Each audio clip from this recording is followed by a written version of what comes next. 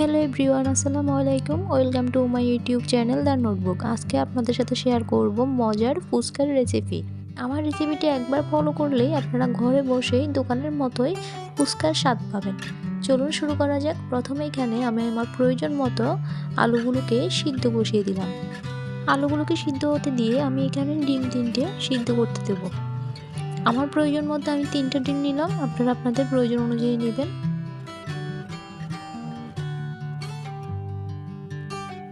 ডিমগুলো সিদ্ধ হওয়ার পরে আমি ডিমগুলোকে গ্রেট করে নিলাম।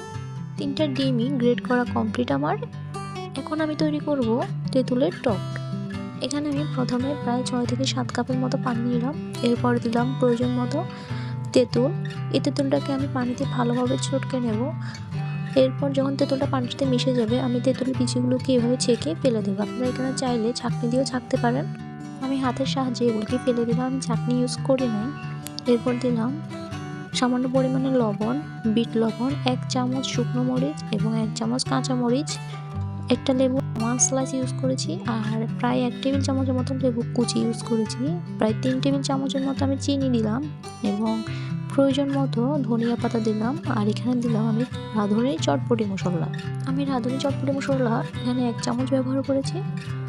আপনারা চাইলে মিষ্টিটা এবং ঝালটা আপনাদের পছন্দ অনুযায়ী বাড়িয়ে কমিয়ে নিতে পারেন।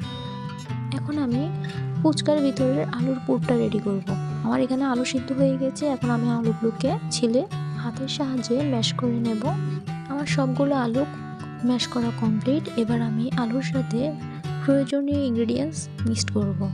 এখানে আমি প্রয়োজন মতো লবণ, 1 টেবিল চামচ কাঁচামরিচ, প্রায় 2 টেবিল চামচ ধনিয়া পাতা কুচি, 2 টেবিল চামচ পেঁয়াজ কুচি, 2 টেবিল চামচ এখানে আমি সিদ্ধ করা ছোলা ইউজ করেছি। এখন দিয়ে দিলাম 1 টেবিল চামচ রাঁধুনি চটপটি মশলা। সবগুলো উপকরণ আমি একসাথে মিক্সড করে এখন দিয়ে দেব একটা লেবুর 1 স্লাইস। সবগুলো উপকরণ মিক্সড করে আমরা যে তেঁতুলের টকটা বানিয়েছি এখান থেকে সামান্য পরিমাণে টক হাতের সাহায্যে নিয়ে আলুর সাথে মিক্সড করে দিতে হবে। এখন আলুর পুর তৈরি করা কমপ্লিট। এখন আমি এখানে 2টা শসা নিলাম। শসাগুলোকে আমি ভালো করে পরিষ্কার করে ধুয়ে ছিলে এখন গ্রেট করে নেব।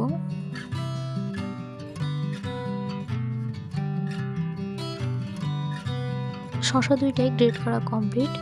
এখন আমি একটা ফ্রাই প্যানে পরিমাণ মতো রান্না করা সাদা তেল দিয়ে দিলাম এবং তেলটা সামান্য গরম হলে চুলার আঁচ মিডিয়াম হিটে রেখে আমি ফুচকাগুলো ভেজে নেব। এখানে আমি দোকানের রেডিমেড ফুচকাগুলো ব্যবহার করেছি।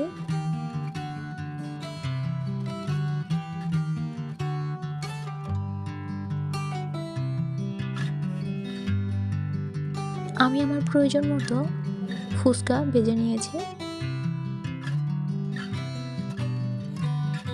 আমার সবগুলো ফুচকা ভাজা কমপ্লিট।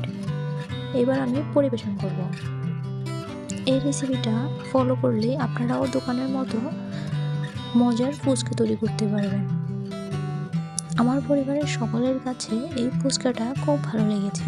আপনারা এই রেসিপিটা ফলো করে আপনাদের পরিবারের সকল সদস্যদের সাথে ফুচকাটা শেয়ার করবেন।